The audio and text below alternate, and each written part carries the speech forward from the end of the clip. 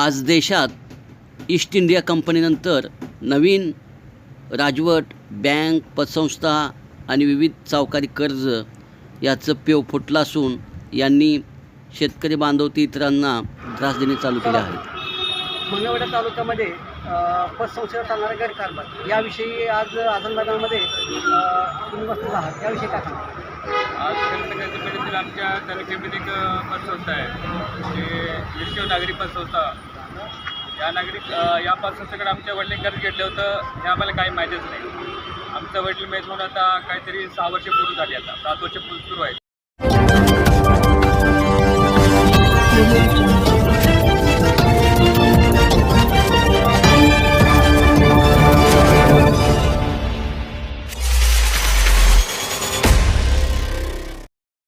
कोर्टामध्ये गाव घ्यायला आले.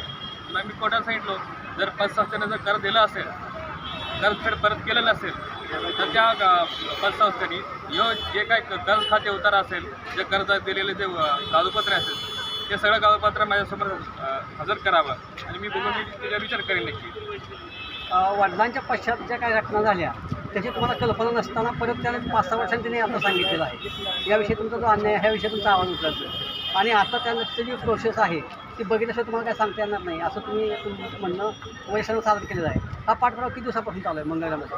आता मला आता काही ऑगस्टपासून चालू आहे. ऑगस्ट महिन्यामध्ये मला पहिलं दरखास्तीची नोटीस आली की कधी चाललं आहे, तुम्हाला जप्तीची नोटीस आलेली आहे, तुमची सगळं जप्ती करण्यात येईल, जमीन आता तुमच्या नावानं नाही राहणार, ते बँकेच्या नावानं होईल, असं मला नोटीस आली.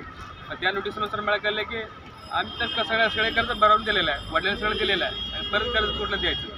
जर आमच्या वडिलांना जर कर्ज भरलं नसेल तर त्या बँकेने जे काही कागदपत्र आहेत, ते कर्ज खाता उतारा असेल किंवा कर्ज न भरलेल्या पावती असतील, ते बँकेने सादर करायला आम्ही पुढचा विचार करणार नाही त्याच्याबद्दल. मुळात त्या बँकेचे कर्ज आमच्या वडिलांनी फेडलेलं आहे, परंतु त्यांना परत एकदा पैसे डावलण्याचा प्रयत्न त्या ठिकाणी चाललेला आहे, परंतु त्यांना माहीत नाही आम्ही रितसर जाणार आहे.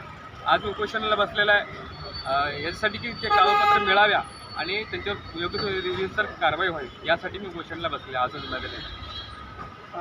या ठिकाणी यांच्या ह्याने जे काय कागदपत्र सादर केले आहेत मंगळवेढ्यामध्ये, त्या मंगळवेढ्यामध्ये तुम्ही जे काही आतापर्यंत वरिष्ठांना त्या माहिती सांगितलं असेल, कोर्टामध्ये सांगितलं असेल, तिथून न्याय मिळालेला नाही आहे? अजिबात नाही. मी कोर्टाला पण डॉक्युमेंट्स मागितलं, जे कागदपत्र आवश्यक आहे, कोर्टानं पण द्यायला नाही सांगितले.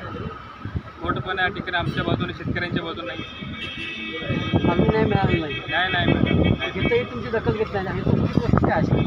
तिथं आज महसूल मंत्री गाठ पडले, त्यांनी फोनवरती बोलल्या, परंतु आज DDRला जाऊन भेटा म्हणले, पण तिथं जाऊन भेटणार मगच कळणार, त्याशिवाय मी कसं सांगू. तुमचा हा लढा कायम राहील. कायम भीमराज न्यूजसाठी विश्वजित गाडे, मुंबई.